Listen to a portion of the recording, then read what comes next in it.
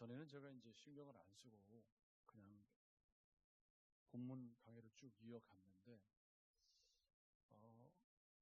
이렇게 설날에 예배를 인도해야 되는 분들이 좀 있는 것 같아요. 그래서 이렇게 예배를 인도할 수 있게 어떤 가이드를 줬으면 좋겠다, 그런 얘기들이 들리고 해서 설날에 예배할 수 있는 예배 포맷을 주보 수예배, 거기에 순서가 들어가 있고, 그 다음에 이제 오늘 했던 설교가 요약이지만 오른쪽에 이제 이렇게 들어가 있습니다. 혹시 예배를 인도하셔야 될 분들은 오늘 말씀을 잘 들으시면서 참고하셔서 잘 예배를 인도하시면 좋겠다라는 생각을 합니다. 물론 어떤 가정은 복음 설교를 해야 되는 가정이 있고, 또 어떤 가정은 또 위로가 필요한 가정이 있고, 상황이 다 다를 수 있기 때문에 뭐 다 똑같이 할 수는 없는 거겠죠. 그거는 이제 예배를 인도하시는 분들이 잘 지혜롭게 판단을 하셔서 조금 해나가시면 좋지 않을까. 오늘 말씀은 5장 1절에 예수께서 무리를 보시고 산에 올라가 앉으시니 제자들이 나온지라. 그래서 제자들에게 하신 산상설교라고 알려져 있는 말씀 중에 한 부분입니다. 아주 유명한 말씀이기 때문에 우리도 너무 잘 알고 있고 익숙한 말씀이지만 실천하기는 조금 어렵고 그런 말씀이죠. 일단 오늘 우리가 읽은 너희는 할 때 너희는 누구죠? 5장 1절에 제자들이 나온지라. 그러면 여기 제자들하고 너희는 누구예요? 예수 믿는 사람들, 예수 믿는 사람들이라는 걸 알 수가 있습니다. 그래서 그때 당시 예수님 주변에 모여든 제자들이지만 그 제자들을 향해서 하신 말씀이 아니라 오늘을 사는 우리에게 주님이 예수 믿는 사람은 이렇게 하신 말씀이라는 걸 이해를 하시면서 너희는 세상의 소금이니 그럽니다.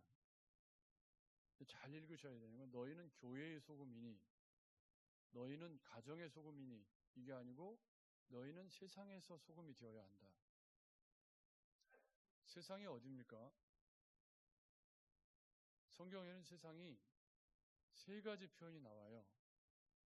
성경에서 세상이라고 할 때 그 세상은 하나님이 창조하신 세상, 코스모스, 우주. 이게 이제 성경에서 말하는 세상. 그 세상은 선과 계 구분으로 나뉘어진 그런 세상이 아니라 피조물로서의 세상입니다. 여기서 세상은 그런 세상 같지 않죠? 두 번째 세상은 뭐냐면 그냥 사람. 하나님이 세상을 이처럼 사랑하사 할 때 그 세상을 할 때 그 세상은 누구예요? 사람.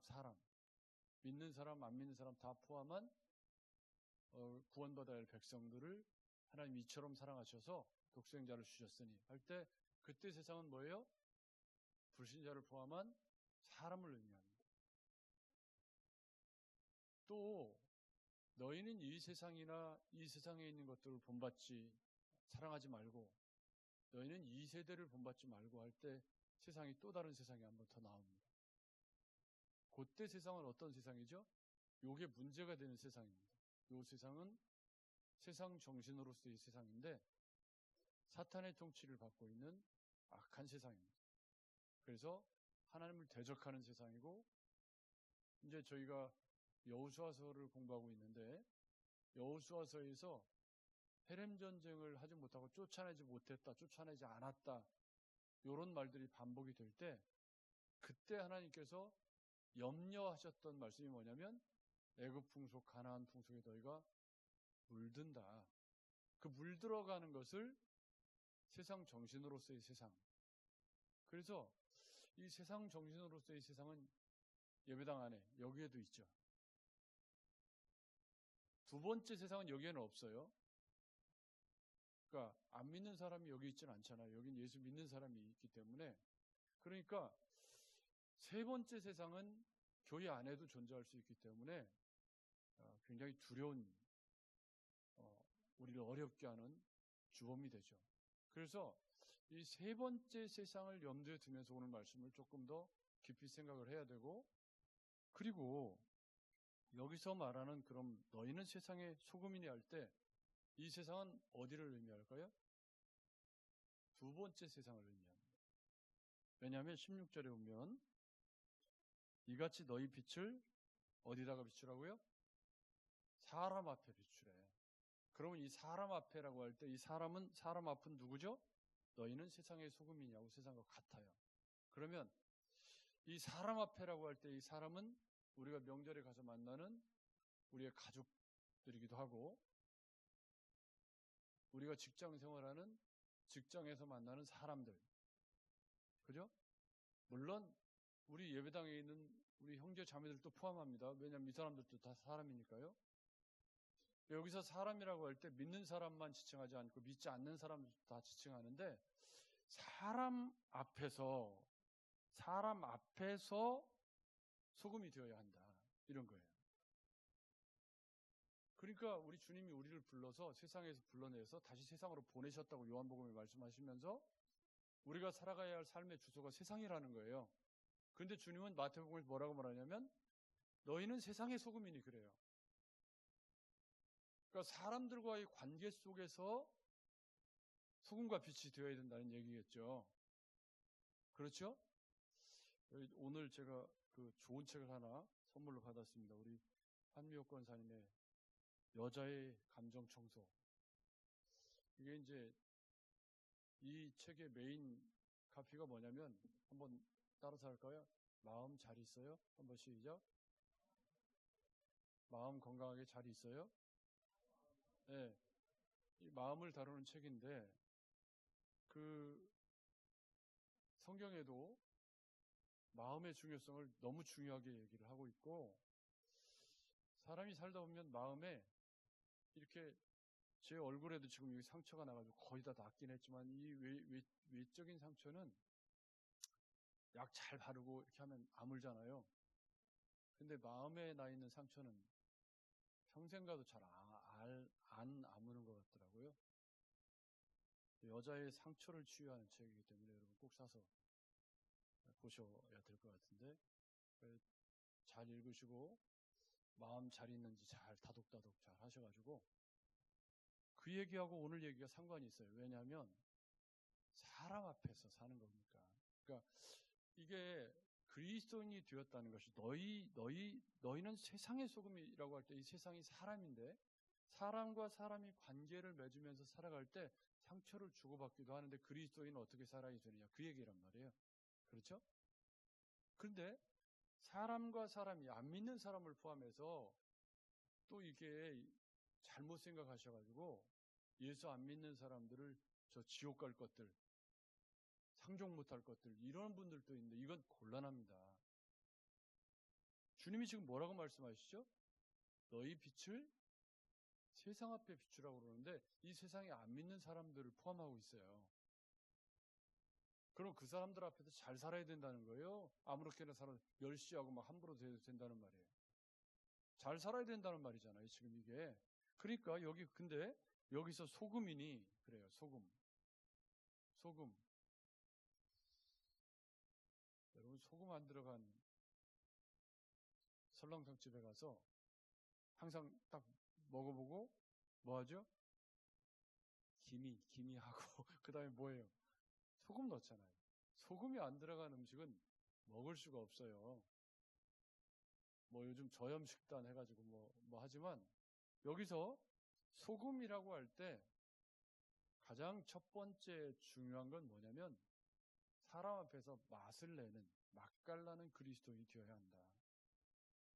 매력 있는 세상을 맛있게 만드는 여러분 소금이 국에 들어가서 혹은 저는 아침에 아내가 주로 이제 떡만두국을 주로 끓여주는데 그 떡만두국에 소금을 넣어서 간이 딱 맞으면 감칠맛이 나잖아요. 그러면 그리스도인이 세상에서 어떤 존재가 되어야 된다는 거예요? 세상에 들어가서 세상을 맛깔나게 만드는 존재가 되어야 된다는 거예요. 아멘. 근데 예수 믿는 사람이 세상에 들어가서 맛깔나는 존재는 쾌이나 맨날 싸움이나 하고 그냥 욕이나 했었고 남 비방이나 했었고 맛이 무슨 맛이 나는 거죠? 입에 걸레문 맛이 나는 거잖아요. 맛깔나기는 쾌이나 무슨 그러니까 소금이라고 할 때 소금이 소금이 안 들어가는 음식은 못 먹어요. 그만큼 중요하잖아요, 이게. 우리가 중요한 존재예요. 우리 주님이 우리를 세상에 보낼 때 세상을 살맛나게 만드는 중요한 존재로 우리를 부르셨다니까. 할렐루야. 그러니까 예수 믿는 사람이 세상 나가가지고 세상 사람들을 더 절망하게 만들고, 요즘 세상에 좀 그런 면이 있어가지고 이상하게 조금 정치하고 사실은 신앙하고는 결이 달라야 되는데 이게 뒤섞여가지고 좀 이상해진 그런 사람들이 조금 있어서 좀 우리를 마음이 불편하게 하는 경향이 있죠. 근데 점검해야 될 건 그게 과연 세상의 소금이 되는 행위냐? 라는 질문을 리트머스 시험지처럼 해봐야 된다는 거예요. 내가 이렇게 행동하는 게 세상을 맛깔나게 만드는 일이냐?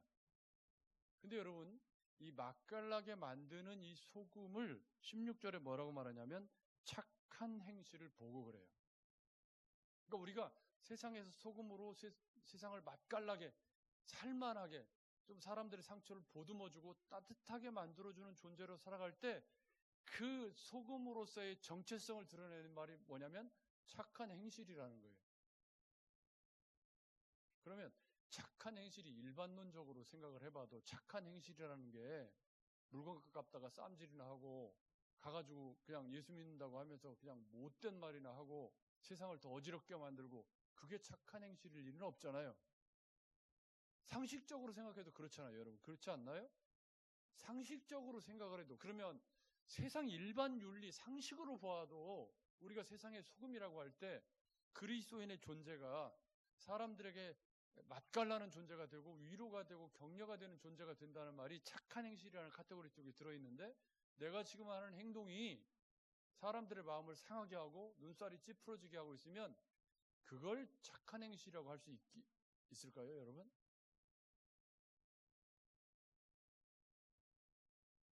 우리가, 저도 이제 양쪽 어머니가 작년에 두 분 다 가셔서 명절에 이제 찾아오는 세대가 되었어요. 저도 나이가 이제 60대 중반이니까 이제 찾아갈 나이보다는 찾아올 나이가 됐는데, 자녀들이 결혼을 안 해서 이제 뭐 그렇지만, 근데 이제 명절에 가족들이 모여가지고 맛깔나는 그리스도인이 되어서 가족들을 막 융화시키고 막 위로를 주고, 이렇게 그 사람이 꼭 있어야 돼. 소금이 꼭 있어야 되잖아요. 소금 없으면 돼야 안 돼요. 가족들이 우리를 얘기할 때, 누구누구 없으면 안 돼. 꼭 있어야 돼. 이게 소금이야. 근데 어떤 사람은 안 왔으면 좋겠는 사람도 있잖아요. 자기 가슴에서 손을 얹고 나는 안 왔으면 좋겠는 사람인가? 사람들이 제발 와줬으면 좋겠는 사람인가? 한번 생각 좀 해보세요. 너희는 지금 세상의 소금이라고 할 때 사람들 앞에, 이거 사람들 얘기예요. 세상, 여기 사람들과의 관계 속에서 내가 사람들을 맛깔나게 만들고 이 소금처럼 정말 들어갔을 때, 거기 들어갔을 때 사람들이 행복해지고 맛있고 즐거운 그런 인생을 만들어 주는 그런 존재로 살고 있느냐가 너희는 세상의 소금이니의 첫 번째 묵상 포인트란 말이에요. 이건 정말 중요한 일이에요. 그러니까 예수 믿는 것에 대해서 주님이 이 팔복이 너무 중요한, 이 산상설교가 너무 중요한데, 예수 믿는 것의 정체성에 관한 이보다 더 명쾌한 설명이 어디 있어요? 내가 거기 들어가서, 내가 소금이잖아요?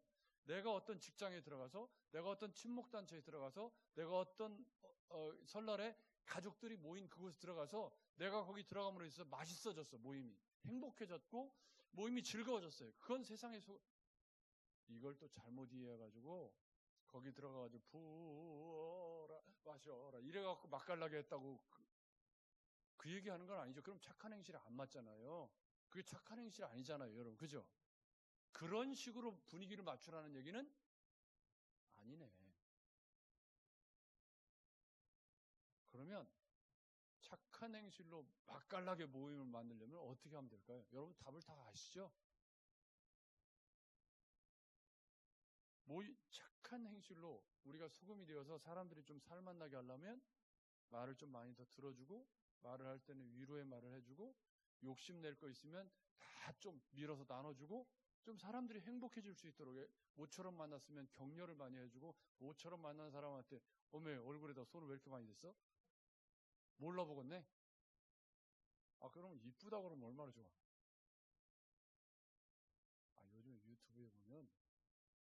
성형으로 성공한 케이스 사례 7명. 이런 것도 나와요. 그래가지고 제가 이렇게 클릭을 했다가 보니까 진짜 환골탈태한 사람이 있더라고. 완전히 막 환골탈태한 사람, 그런 성공적인 케이스가 있더라고요. 그래서 이게 이렇게 예뻐질 수도 있는 거구나. 과학의 힘을 빌어서 그런 생각을 했는데, 어쨌든 근데 여기서 마음에 막 상처가 많고 열등감이 많고 이래가지고 가서 맛깔나게 하기는커녕 막 가시돋친 말을 하고, 예? 모처럼 만나가지고 막 열등감이 쩔어가지고 이러면 맛깔나는 그리스도인이 되기는 어려운 거죠. 우리 주님이 저와 여러분들의 마음을 치유하셔서 너희가 세상의 소금이라고 말씀하실 때 우리 안에 평강을 주시고, 그 평강과 긍휼을 가지고 우리가 가는 곳에 맛깔나는 인생이 되라고 우리를 부르셨다는 거예요. 소금은 또 하나 부패 방지 기능이 있잖아요. 그죠? 요거는 이제 빛하고 일맥상통하는 거예요. 소금이 이렇게 막 고등어나 뭐 이런 거 할 때 막 소금으로 쟁여놓는 이유가 뭐죠? 부패하지 말라고. 그래서 너희는 세상의 소금이라고 할 때 세상의 잘못된 것들에 동조해서 흘러가는 건 맛이른 소금이라는 거죠. 그죠? 오히려 그 부패를 걷어내고 부패가 멈추도록 하는 존재로. 그러니까 착한 행실과 연결해서 보면 명절에 가서 우리가 명절 문화를 잘 개혁해서 좀 건전하게 잘 행복하게 이렇게 만들어주는 그런 존재가 너희는 세상의 소금. 그 사람들이 예수 믿고 싶은 마음이 들도록 말도 하고, 말을 잘 할 줄을 몰라서 예쁜 말을 못하는 사람은 연습하시면 돼요. 거울 보고. 말도 자꾸 예쁘게 해버릇하면 자꾸 예쁜 말이 되죠. 근데 그거를 신경을 안 쓰면 생긴 대로 한단 말이에요. 그럼 마음에 막 응어리가 있고 막 이렇게 상처가 있고 그러면 그게 다 말이 되어서 독한 말로 다 나와요. 괜히 막 독하게 말을 하고. 그러니까 우리 주님이 무릇 지킬 만한 것 가운데 뭘 지키라고 그래요? 마음을 지키라고 그러잖아요. 세상의 빛과 소금이 되려면 우리 주님으로부터 마음 치유도 받아야 돼요.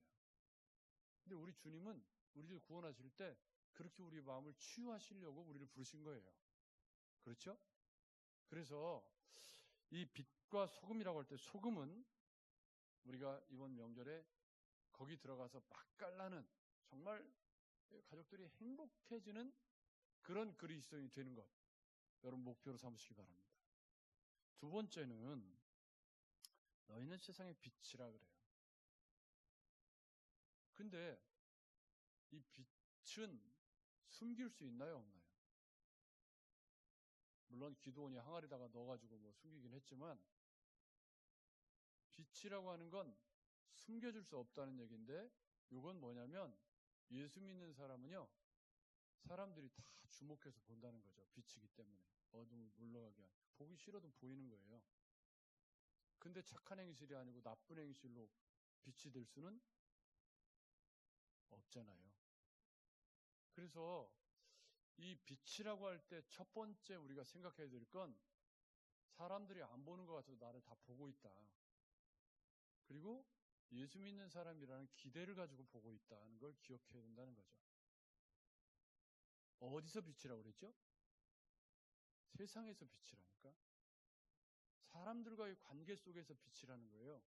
그러면 이 빛은 소금의 부패방지처럼, 빛은 태생적으로 어떤 속성을 가지고 있어요? 어둠을 빛이 있는 곳에 어둠이 물러갈 수밖에 없잖아요. 빛이라는 게 그런 거잖아요. 너희가 세상의 빛이라고 할 때 세상의 그 잘못된 부패와 어둠과 이런 것들이, 내가 빛이신 예수님을 마음에 모시고 세상의 빛으로 세상에 나갈 때 그 어두운 것들이 나로 통해서 조금은 치유가 되고 회복되고 물러가는, 이 세상을 조금 이롭게 하는, 밝게 하는 존재로 살아야 되는 게 세상의 빛이라는 거죠. 여러분, 근데 이게 내가 빛을 막 가면 쓰고 숨기고 막 이렇게 할 수 있다는 거예요, 없다는 거예요? 내 죽음을 저기에 절대 알리지 마라. 그리고 어디 가서 절대 나는 예수 믿는 어울림교회 권사 집사라고 절대 얘기 안 하고 그냥 싹 아니 안 된다니까. 왜요? 빛은 빛이기 때문에 드러나는 거예요. 숨겨질 수 없는 거예요. 그게 마땅한 거죠. 여러분 그렇죠? 우리가 빛이라고 할 때 내가 그리스도인이라고 하는 정체성을 숨기려고 한다면 그 사람은 이미 빛이 아닌 거죠. 근데 이게 사람들과의 관계 이야기라니까. 세상의 빛이라고 할 때 우리가 빛을 비춰야 되는 대상이 사람인데 사람에게 빛을 비칠 때 이 사탄아 물러가라 이렇게 해서 빛을 비출 수는 없는 거죠. 뭐의 지배를 받죠? 착한 행실의 지배를 받고 있어요. 착한 행실로 빛이 되는 거지. 여러분 그렇죠? 착한 행실로 빛이 되는 거예요. 그러면 여러분 생각해 보세요. 명절에 내가 설날에 착한 행실로 빛을 비춘다고 할 때 내가 어떻게 하면 될까요? 답을 알고 있잖아요, 우리가. 그죠? 최소한 안 해야 될 것들이 있고. 그래서 여기 세상의 빛이라고 할 때 여러분 잘 보십시오. 사람이 등불을 켜서 말 아래 두지 아니하고 등경 위에 둔다 라고 할 때 이 등경 위는 어디죠? 이 등경 위는 결국 맛을 내는 것처럼 등경은 세상을 말하고 보여진다는 걸 얘기해요. 그래서 우리는 등경 위에 있는 빛처럼 세상 앞에서 숨겨질 수 없는 태생적인 존재가 바로 빛의 속성인 거죠. 아니 어렵게 얘기하지 말고 내가 빛으로서 이번 명절에 이번 설날에 이렇게 가족들과 만날 때 그러면 그 빛이 우리 가족들에게 있는 어두운 부분을 조금이라도 밝혀주고 치유해주고 싸매줄 수 있는 존재로 존재하라는 뜻이에요. 아멘. 그게 착한 행실이라니까. 착한 행실을 여기 사람 앞에 이같이 너희 빛이 사람 앞에 비치게 하여 그들로 너희 착한 행실을 보고 그래. 보고라는 말은 뭐죠? 마음속으로 하는 게 아니라는 거지. 가끔 그걸 꼭 말해야 알아? 해야 알아요. 사랑한다고 마음속으로 1000만 번 해도 밖으로 말하지 않으면 알아요, 몰라요? 아니, 남편이 아내를 사랑한대. 근데 아내를 개똥처럼 대하면서 사랑한다고 그 사랑하는 게 아니잖아요, 여러분. 귀히 여기고, 존중히 여기고, 아껴주고 그래야 사랑하는 거지. 여러분, 그렇잖아요. 그러면 여기 사람 앞에라고 하는 이것은 세상의 소금이니와 공명을 하고 있는데 너희 빛이 사람 앞에 비쳐야 그게 뭐예요? 세상의 빛과 소금인 거죠. 비쳐야 된다는 건 뭐냐면 이건 영향력에 관한 말씀이에요. 그렇죠? 그래서 왜 뒤에 뭐라고 그러냐면 사람들이 너희 착한 행실을 보고 누구한테 영광을 돌려요? 하나님께 영광을 돌려. 하나님께 영광을 돌린다는 말은 나도 예수 믿고 싶다. 그런 마음이 조금이라도 생겨. 저희도 안 믿는 가정에서 저희가 예수를 믿어서 어머니 장례를 치르고 하는 동안에 이제 형제들이 그동안에 이렇게 떨어져 사고 그러니까 이렇게 자주 못 만나죠. 어머니 장례 때는 이제 한참 같이 있어야 되잖아요. 한참 같이 있다 보니까 마음들이 높더라고요. 형제들이. 그리고 우리 아들들이 행동하는 걸 보면서 위로를 받고 조금 태도가 달라졌어요. 착한 행실을 보고 하나님께 영광을 돌리게 한다는 건 어쩌면 우리가 맛깔나는 소금처럼 필요한 곳에 꼭 들어가서 거기서 뭔가 필요한 것을 공급해주고 뭔가 내가 조금 손해를 보더라도 그 사람들에게 뭔가를 나눠주고 그렇게 하는 게 맛깔나는 인생 아닌가요? 여러분, 주님이 우리를 부르실 때 이 세상에서 우리를 소금과 같은 존재로 부르셨다는 건 우리가 세상을 조금 더 살맛나게 하는 존재가 되어야 된다는 뜻이잖아요. 빛이라고 하는 것도 그렇잖아요. 세상의 어두운 것들을 조금이라도 밝게 만드는 존재로 우리를 부르신 거예요. 아멘. 누가 어디서 사람들 앞에서 예배당에 와가지고만 뭐 좋은 그리스도인으로 살면 안 되고 안 믿는 사람들 앞에서 우리가 그런 존재가 되어야 되는데 그런 존재가 되는 가장 중요한 조미료가 뭐예요? MSG가 아니야 이건. MSG가 아니고 뭐예요? 착한 행실이래요. 착한 행실. 여러분 이번 설날 명절을 보내면서 이게 착한 행실인가 아닌가 한번 물어보시면 금방 알아요. 그죠? 내가 마음보를 이렇게 쓰는 게 이게 맞아? 한번 물어보시면 알잖아요. 여러분 우리를 주님이 부르셔서 어디를 보내셨죠? 사람 앞에, 세상에 보내셨어요. 세상에. 그러면서 너희는 세상의 빛과 소금이라고 말씀을 해주셨습니다. 이번 명절에도 우리가 만나는 가족들에게 내가 정말 맛깔나는 그런 존재로 그곳에 존재하고 그들에게 위로를 주고 힘을 주고 격려를 주고 그들의 어둠을 조금이라도 조금 몰아내서 세상을 조금 행복하게 살아갈 수 있는 그런 조미료가 뭐라고요? 착한 행실이라니까. 여러분 그들이 하늘에 계신 아버지께 영광을 돌릴 수 있도록 이번 명절에도 잘 살아내셔서 우리가 가는 곳에 어둠이 물러가고 부패가 척결되고 그리고 세상이 조금 더 행복해지고 사람들이 상처가 좀 치유되고 싸매어지는 그런 그리스도인을 꿈꾸시면서 이번 명절에 승리하시기를 주님의 이름으로 축복합니다. 하나님 아버지